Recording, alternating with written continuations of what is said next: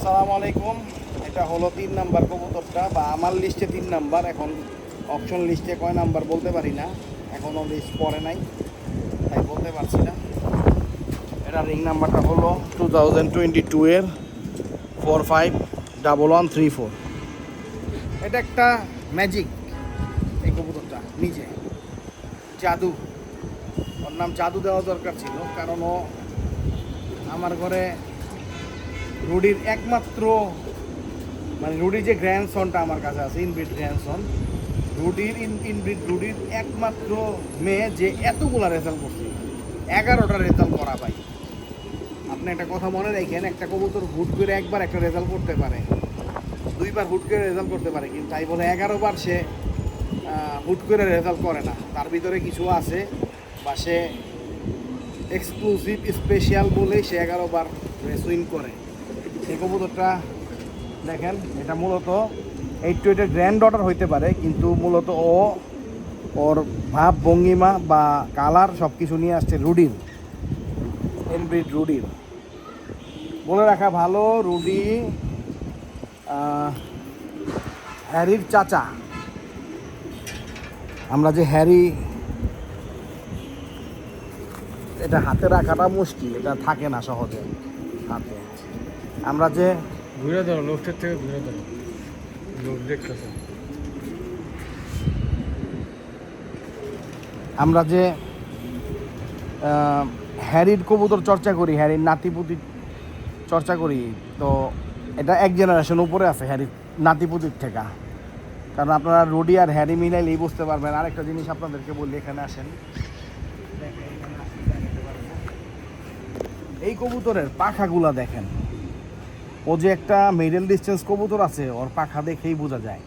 আর এর আগে যে আমি যে নর কবুতরটা দেখালাম, ওটা যে শর্ট ডিস্টেন্স, ওইটাও বোঝা যাচ্ছে। আর যেটা আমি ডাইরেক্ট মেয়েটা, ওইটাও মানে বোঝা যাচ্ছে যে ওইটাও যে শর্ট ডিস্টেন্স, মানে মিডল ডিস্টেন্সের কবুতর। দেখেন পাখাগুলো কত সুন্দর। ও এত এত রেস খেলছে, কিন্তু পাখায় কোনো প্রভাবই তার পড়ে নাই। দেখছেন কত শাইনি পাখা।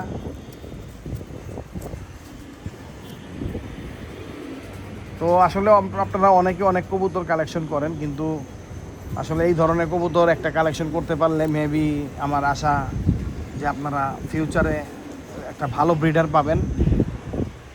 কারণ ও যেভাবে রেস উইন করছে, 13, 17 না 18 জানি, ঠিক আমার খেয়াল নাই, 17 কি 18 হবে। এছাড়াও মোটমাট 11টা প্রাইজ উইন করছে। তো একটা কবুতর 11টা প্রাইজ এভাবেই উইন করে না, তার ভিতরে কিছু থাকলেই সে উইন করে।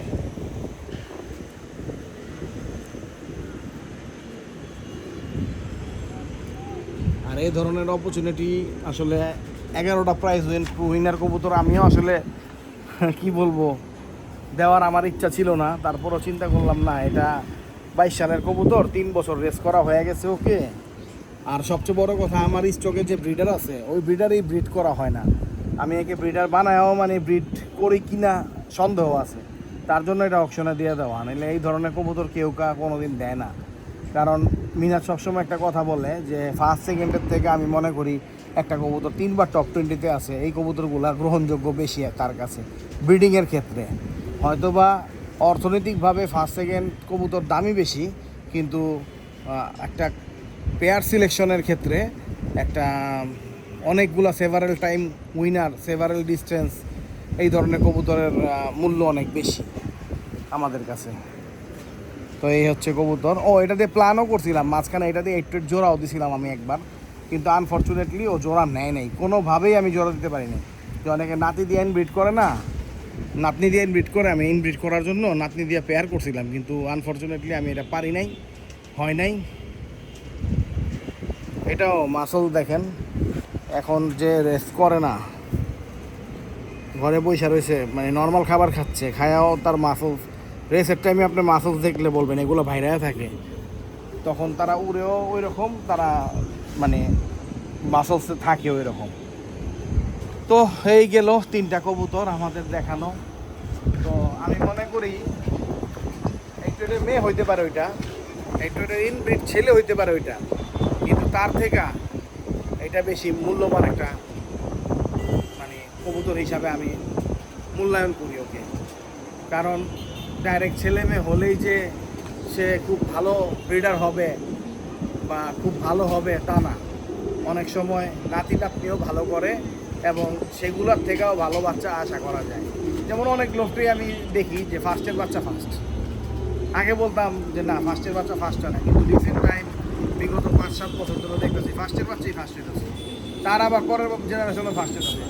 সিরাজুল ভাইদের লোকটা গিয়ে এটা আমার মাথা গরম হয়ে গেছে। এই স্পার্টের মেয়ে ফার্স্ট, মানে জেনারেশনের মানে রেজাল্ট দেখা।